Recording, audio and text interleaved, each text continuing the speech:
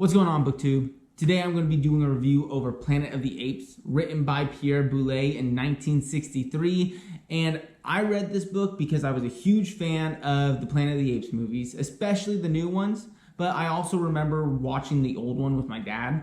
And surprisingly, I didn't know that it was based off of a book. I only just found out about this book from exploring the free Audible books. So I picked it up and I listened to it, and surprisingly, this book, even though it was written so long ago, is outstanding. It held up the test of time and honestly was even more enjoyable to read than it was to watch. I'm going to be reviewing this book similar to the way I review my fantasy books, which is talking about the plot, the characters, the world building, and then the prose/writing skill of the author. But before I jump into that, I do post a new video every Monday and Thursday, so make sure you like and subscribe and get notified when the next video drops. But on to the review, starting with the plot. If you are familiar with the 1968 movie, then you're going to be pretty familiar with the plot of the book. It was a really well done adaptation, and it follows the storyline of the book very closely with only a few minor changes. Whether or not these changes are better or worse, I think that really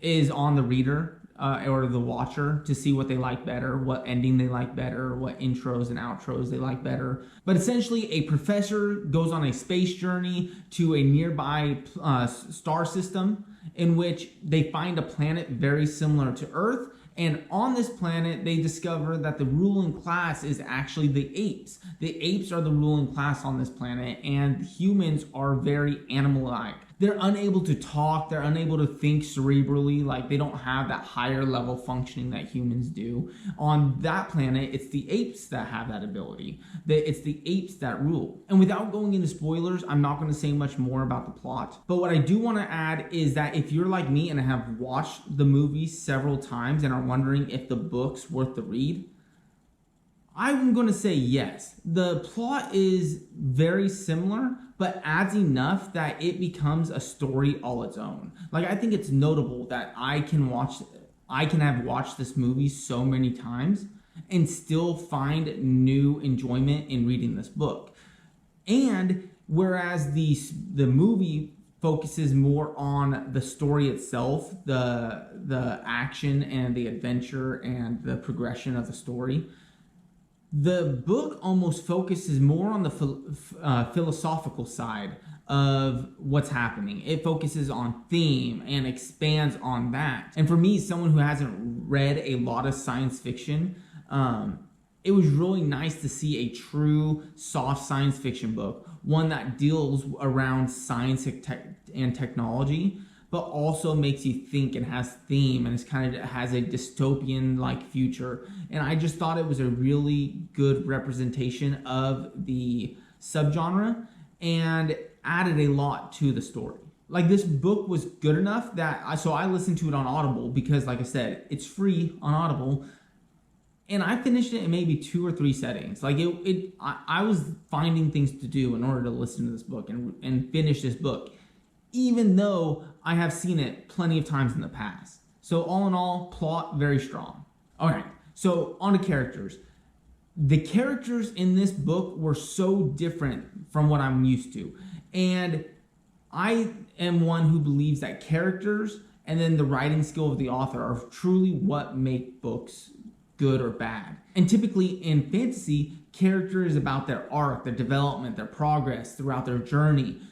And this was a very different type of take on character. And I think this is probably because we're now in the true science fiction genre. We're not in science fantasy. We're in like a soft science fiction with this book.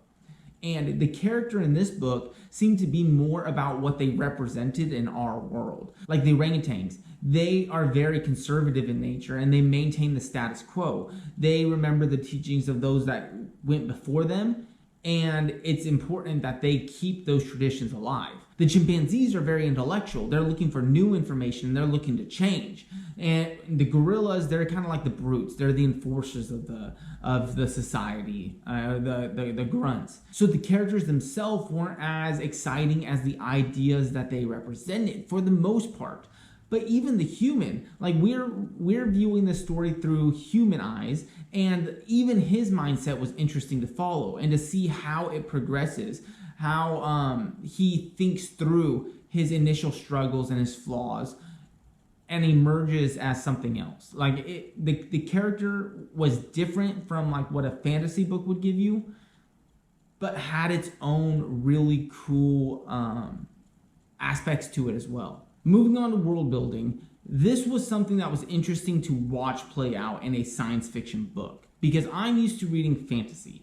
And in fantasy, I feel like world building is on the forefront of their mind. Like they're trying to build really cool creatures, religions, planets, worlds. They're trying to do. Like they each have their little quirks in there. With science fiction, I feel like it was more about the theme. Like they cared less about the world itself, except what the world could contribute to the messaging. And with that, I think this world did exactly what it was supposed to do. It showed a world where the hierarchy was flipped. A very human-like world, but maybe centered more around to what apes would find important. Now, as a fantasy reader, I think I would have liked to see more world building in this. Like I would have liked him to put more effort into thinking about like, hey, this is a world ruled by apes. Let's find some things that are very important to apes if they had like the thinking capacity of humans, and what would their world kind of look like? How would it be different?